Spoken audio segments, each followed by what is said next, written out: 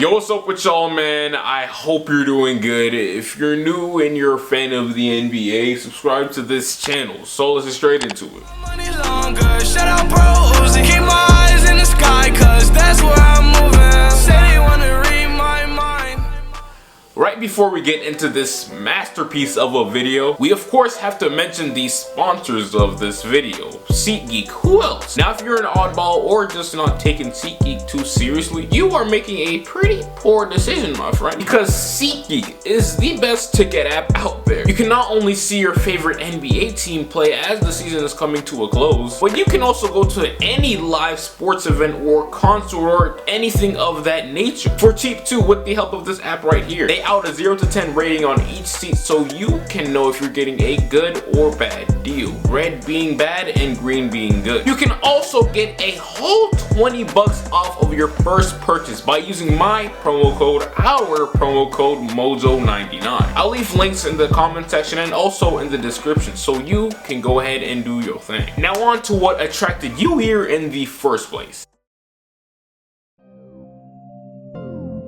The NBA MVP award is arguably the most prestigious award to ever exist in the sport of basketball. Every single year, someone is handed this very award here, and whoever wins it is recognized as quote-unquote the most valuable player in the NBA, and also one of, if not the baddest man on the planet. Now, as most of us know, I hope, there are unwritten rules in order to win this award right here, and in order for one to win it, they must check off, if not most, then all of the boxes. Now, originally in the beginning of the year, there was like 5 dudes brought up to mind by the consensus who could win MVP this year, and those dudes were Curry, Kawhi, Giannis, LeBron, and also James Harden. And every single one of those players were for sure getting consideration at some point towards the beginning of the year, but throughout the course of the season, things happened. Multiple things, injuries, storylines, and all of that happen and tend to switch up. Steph Curry was giving it to competition at the beginning of the year and was basically a walking flame, and he low-key still is. Dude is averaging 29, 5, and 5 with inhuman efficiency. I'm talking 45% from the three-point line. And that is just stupid considering what type of shots this man likes to take. But you know, the reason why he isn't in the conversation anymore is because of the handful of games he missed earlier in the year. And also, the storyline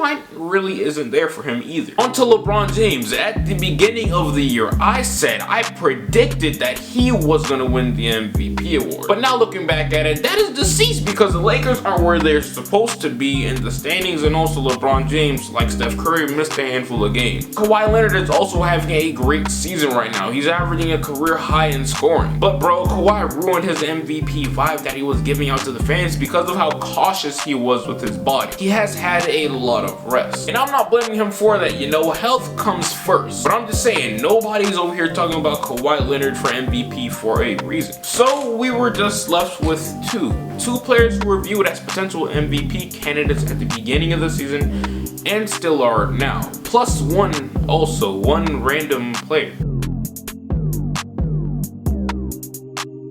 PG-13 Paul George. Now, something that many of you guys may not know is that Paul George is my second favorite player in the NBA and has been ever since I started watching basketball in the first place. So for me to literally see him wreak havoc and cause chaos and literally force his way into the MVP conversation is amazing. This version of Paul George, this version of PG right here, is what he was expected to be ever since he won that Most Improved Player of the Year award at the age of 22. Since he won that and faced the Miami Heat LeBron era and damn near pushed that team on the verge of elimination, PG was viewed as that dude who would be up next to rule the league alongside all the other top tier elite NBA players. But a tragedy happened right after he got done posting career highs all across the board. At the time, it looked like nothing could possibly slow down this 23-year-old beast. But then this happened. Nice contest, but a foul. Paul George shaken up as he ran into the stanchion. I don't think people understand just how hard it is to come back as good or remotely close to how good he used to be. I feel like that gruesome injury is what caused him to have such a delay in his career, to be able to take things to the next level. But no worries, because I think he is finally here. Here for good? I don't know. And that's not really important right now. Just know that he is here this year and has finally been that dude, that one electrifying superstar. That terrifying presence has finally arrived after a few years of complacency and lethargic seasons. As the season has progressed, PG has literally done everything that's humanely possible to get OKC to where they are today, and also to get the people, the fans, the other players, GMs, and executives to take him seriously. PG has always been a star player, even after his disgusting injury, but due to him consistently coming up short in clutch moments and not having crazy seasons while putting up eye-popping numbers, he's always been a tier or two, and sheesh, maybe even three depending on who you are talking to, below the Steph Currys, LeBrons, KDs, Russ, Hardens of the world. But now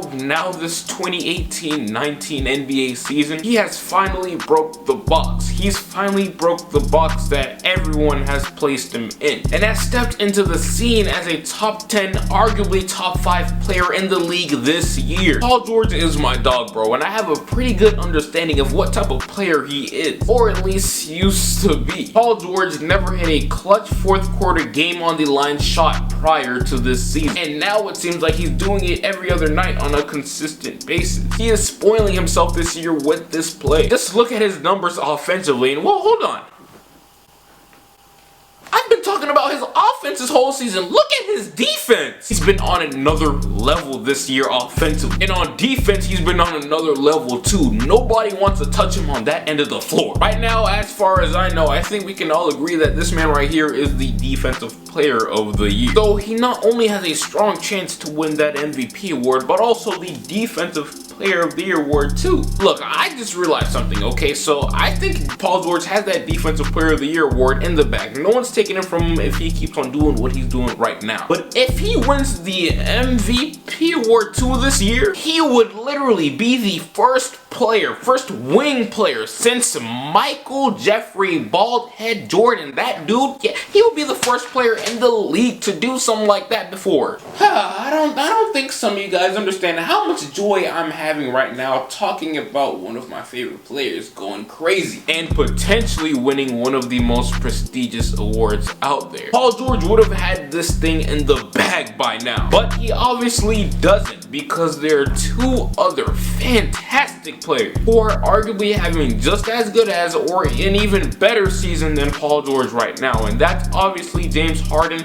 and Giannis Antetokounmpo. Damn, y'all like how I said it? I said Antetokounmpo. I sound foreign when I say that. Ooh! Now, a few months ago, I posted this video right here. It was titled 6 Teams Who Could Shock the World This Year, and what do you know? I was right. Every single team that I spoke about in that very video are top 3 in their conference. And the guy that I gave the most praise to, the most focus to in that video, Giannis Antetokounmpo, has been on a tear literally the entire season, averaging 27, 13, and 6 on great efficiency from the field. Dude's leading his team in like 4 major statistical categories: points, rebounds, assists, and also field goal percentage, while carrying them to the best record in the NBA. The Bucks have taken that leap of greatness as I expected, and are legit threats this year to reach the NBA Finals. Giannis has the numbers, the team success, and the storyline to win that MVP award this year. He got it almost all. Throughout the year, he's been the only person to consistently keep his name up there as the MVP, and that's something PG nor Harden has done. James Harden,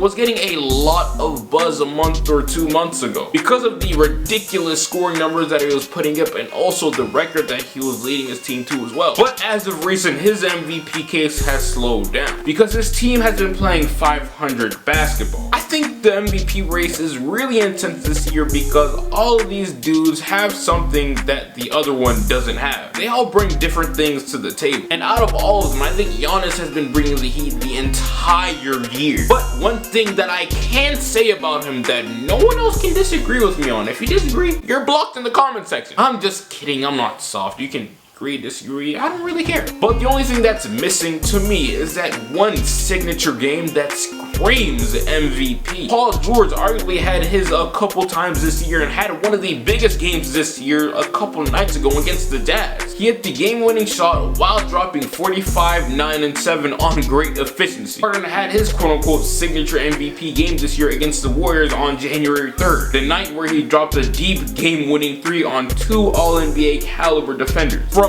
way downtown for the win. All these moments right here are really memorable. Do you have one with Giannis Antetokounmpo? Does he have a moment that's as big as those two guys? What's his iconic moment? When he dropped 44 points on the Washington Wizards? I don't think he's had one signature game yet. 9 times out of 10 you can't recall either. Like, the only thing that you could possibly mention is his 44-point game against the Wizards maybe. He had a phenomenal game and all of that, but like, that's not really memorable. Now, the NBA season isn't obviously over yet, and nobody, as far as I know, has locked up this award at all. It's still up for grabs for any of these 3 guys. All Harden has to do is elevate his team and make sure, or at least try to push them to go on a crazy winning streak. Because right now, there ain't no way in hell he can win it with how his team is performing right now. And for Paul George, he just has to keep on doing what he's doing and try to catch the Nuggets for the 2nd seed in the West. And for Giannis Antetokounmpo, I mean, he really does not have to have that signature iconic moment and game this year, but it just really helps. It helps a lot, and it could help him lock up that award. Russell Westbrook had his moment when he dropped 51 points back in 2015 and hit a game-winning 3 on the Nuggets while knocking them out of the playoff race. In the year 2016, when Curry won his MVP, one of, if not his most famous moments was when he hit his half-court game winner against OKC. Last year, James Harden destroyed and embarrassed Wesley Matthews' ankles. You see, every MVP to me has that one iconic, memorable moment that cements their case. And Giannis Antetokounmpo to me is missing his iconic moment.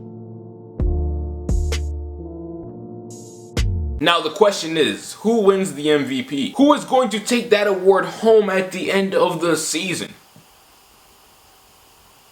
I don't know, who am I to judge? Why are you asking me? If I had to say, okay, it's Paul George for me, bro, and then it's Giannis, and then Harden is last. Now, depending on how the rest of the season plays out, things can change. Teams can get hot, players can get cold, and all of that. And you know, if you put a gun to my head right now, I'm saying Giannis Antetokounmpo will win the MVP just because he's been that dude the entire year. And Giannis and PG have been those dudes for segments. Maybe I'm just giving it to PG because I'm a little biased. Who knows? PG is my 1A and Giannis is my 1B. To be honest, I really don't care who wins it. And you shouldn't either, because these top 2-3 candidates will be well deserving of this award.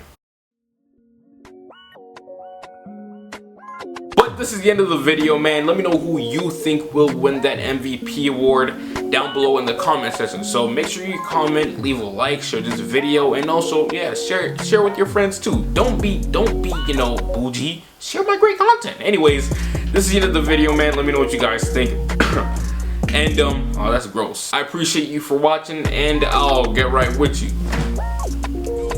No way, remember back when I couldn't get a play, no home, I ain't have a place to stay, I got to work, made the surf, free the way, told my girl who'd ever